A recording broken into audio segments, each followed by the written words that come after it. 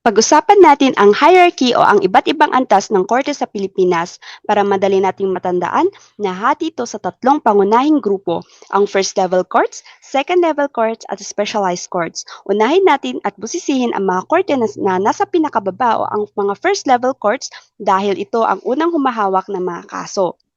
Ang unang uri ng first level court ay ang METC o Metropolitan Trial Court. Tandaan, ang keyword dito ay Metro Manila.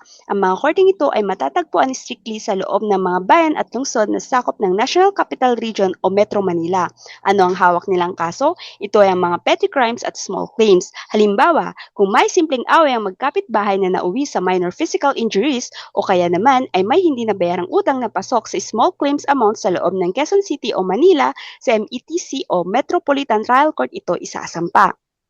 Sumunod naman ang MTCC o Municipal Trial Court in Cities. First level court pa rin ito, pero para naman ito sa mga tinatawag na chartered cities na matatagpuan sa labas ng Metro Manila.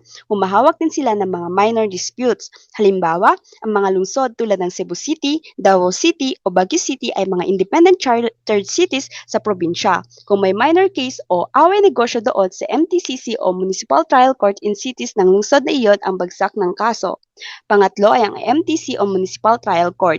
Ito naman ang tinatawag nating town courts.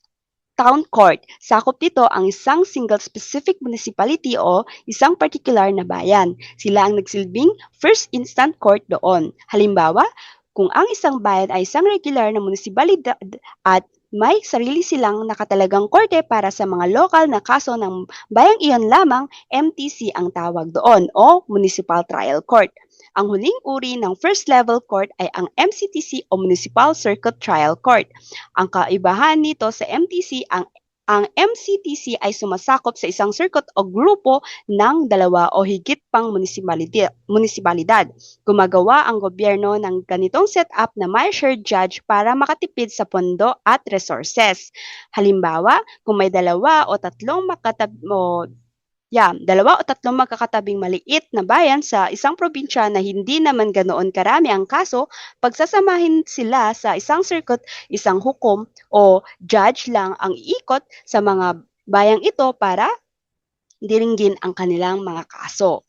Ngayon, umakyat naman tayo sa second level court, ang RTC o Regional Trial Court. Dito ay mas mabigat ang mga usaping or mga usapan dahil ang RTC ay may general jurisdiction o malawak na otoridad. Sila ang humahawak ng dalawang malalaking bagay.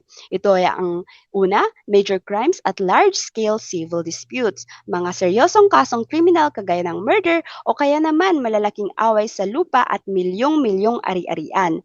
Pangalawa, yung appeals. Dito rin dinadala ang mga apela o mga kasong galing sa mga first level courts gaya ng MTC o METC, sa Metropolitan Trial Court, galing sa Municipal Trial Court kapag hindi umayon ang desisyon sa panig ng akusado o nagdedemanda. Halimbawa, kung ang isang kaso ay simpleng pagnanakaw o petty theft, pwedeng sa MTC lamang o Municipal Trial Court. Pero kapag ang krimen ay murder o pagpatay, automatic na sa Regional Trial Court o RTC agad ang diretsyo nito dahil sa tindi ng krimen. Para sa huling kategorya naman tayo, mayroon tayong specialized courts. Gaya ng pangalan na ito, specialized sila dahil hindi sila basta regular na korte. Nilikha nila para sa isang particular na layunin. Dito sa Pilipinas, pangunahing halimbawa nito ang mga korte na humahawak sa Muslim personal law, lalo na sa BARM region o ang Bangsamoro Autonomous Region in Muslim Mindanao, alinsunod sa kanilang religious code. Sila ang mga korte na eksklusibong nagpapasya ng mga kaso na may kinalaman sa Muslim personal, family, and property laws sa ilalim ng Code of Muslim Personal Laws of the Philippines. Halimbawa, kung may usaping tungkol sa kasalan o marriage, diborsyo o yun sa divorce, sustento, custody ng mga bata o hatian ng mana at ari-arian sa pagitan ng mga Muslim na Pilipino, hindi ito dinadala sa ordinaryong MTC o Municipal Trial Court o ang RTC o Regional Trial Court.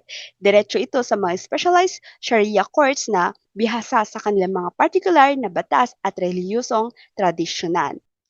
Bilang mabilis na recap lang po sa buong court system natin, ang first level courts, tandaan natin na sa METC ay within Metro Manila, MTCC, Chartered Cities, MTC, isang bayan, at MCTC, grupo ng mga bayan.